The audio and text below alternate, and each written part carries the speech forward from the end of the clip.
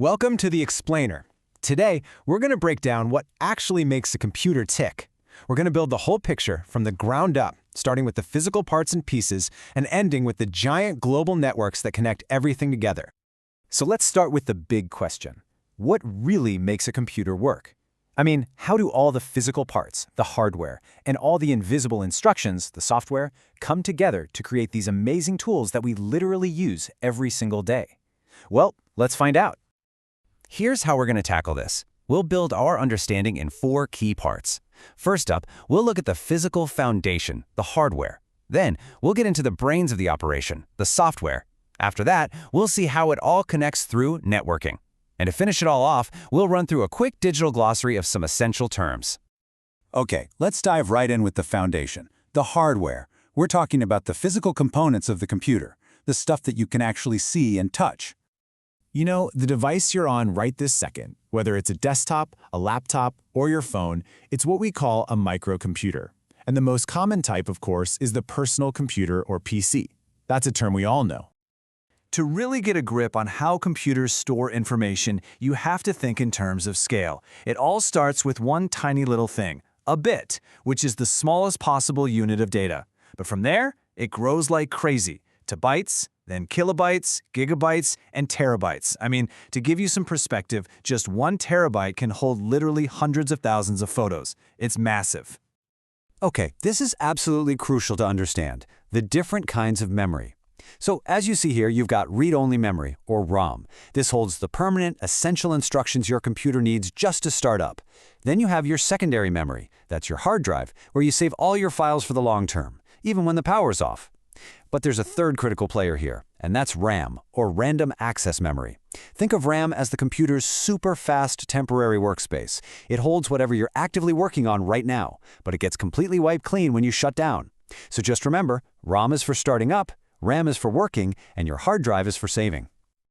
So, how do we actually tell the computer what to do? Well, we do it through input devices. These are the tools, everything from a simple click of a mouse to a complex move with a joystick that translate our real-world actions into commands the machine can actually understand.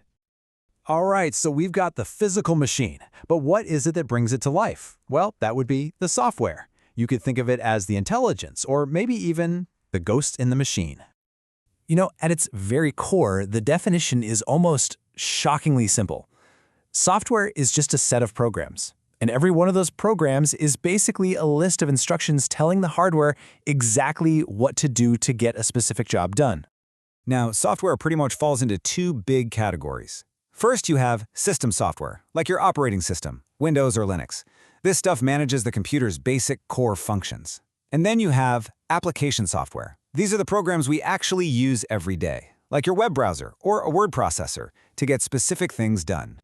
And the most critical piece of system software, hands down, is the operating system, or OS. It's like the master controller, the boss of the whole operation, making sure all the hardware and all the different applications can talk to each other and work together without a hitch. A perfect example of that application software we were just talking about is a word processor. When you use a program like MS Word, you can create, edit, save, and print documents. And all those tasks are being managed by that one specific application.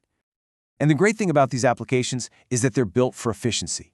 They give us simple tools and those keyboard shortcuts we all know and love for common tasks. Things like creating a new document, adding a slide with a quick key combo, or printing a file in seconds. It's all made easy by the software. So, we have a fully functional computer. What's next? Well, let's connect it to the bigger world. Let's talk about networking. Okay, starting on the smallest scale, we have the local area network, or LAN. This is what connects devices together in a pretty limited space, like a single office building or all across a school campus. Now, take that same LAN, but get rid of all the physical cables. What do you have? A WLAN. That W just stands for wireless. This is the technology that powers the Wi-Fi we all depend on every day. But what about connecting computers over huge distances? We're talking across cities, between countries, or even over entire continents. For that, you need something much bigger, a wide area network, or a WAN. And the biggest, most famous example of a WAN is, of course, the Internet. It is the ultimate global network, connecting billions of devices all around the world. So how do all these different networks actually communicate with each other? They do it using a device called a gateway. You can think of it like a bridge or a translator, something that allows two completely separate networks to understand each other and talk back and forth. All right, to round things out, let's do a little lightning round and quickly go over a few more essential terms in a digital glossary. Here are a few key acronyms you'll see out there. For instance, MICR, that's the special magnetic ink technology used to read the numbers on bank checks. And then there's the W3C, the World Wide Web Consortium. These are basically the people who set the standards and write the rules for the open web to make sure it all just works. You know, to navigate the digital world safely, you really need a few essential tools. Search engines are like your map for finding information.